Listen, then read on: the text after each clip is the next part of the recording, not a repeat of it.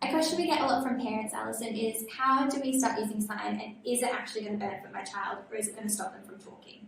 Yeah, great question. Well, all the research shows is that teaching children sign language early on actually will support and encourage their speech and language development rather than hindering it.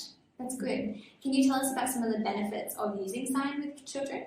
Yeah, so children actually often know what they want to be requesting or talking about long before they've got the physical capability or the words to actually say it. So teaching them a gesture or a sign to help them make those requests and help them make some decisions is actually going to be really beneficial. You might find that it will decrease their frustration, increase their opportunities to communicate, and signs that they learn early on, they're going to have those with them for the rest of their lives.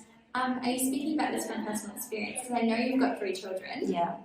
Yeah, absolutely. So when my children were little, about 6 to 8 months of age and sitting in a high chair, we would start to teach them some signs that were going to be really helpful for them. So we did things like more and please and finish and eat and drink. So things that they might be wanting to request. And if you are wanting to teach your child some social elements to that, do please and thank you is really helpful as well. And I can tell you those signs have stayed with our family, and even as teenagers, when you catch their eye across the room and you want them to be really polite to someone, you can just do a little sign like this and they know, oh, I've got to say thank you or I've got to say please. And yeah. That's really helpful. Yeah. Can you tell us a little bit about some strategies that you would use in order to get your child to sign? Because it doesn't just happen, I'm assuming. Absolutely. Well, step one is I'd actually just think about the signs that you want to teach your child, and some great ideas. Go to the Auslan Sign Bank to look.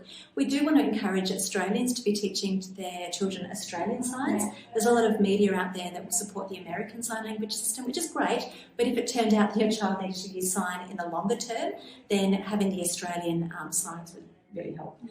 So first of all, know your signs. Then second of all, just use them and use them consistently. So when you're using that word, make sure you're doing the sign as well. It's really, really important that you actually say the word and the sign, because the sign is never going to replace the speech. Yeah. So being consistent, being really intentional, and then giving your child the reward when they make the request. So if they are asking for more, give them more, and they know that what they've done has achieved the result that they wanted. Yeah. Can you show us some signs, Alison? Can you teach us? Sure. Well, some of the first ones you might be wanting to teach is more, more. Another one might be thank you, or please. Then we've got food or eat, and drink.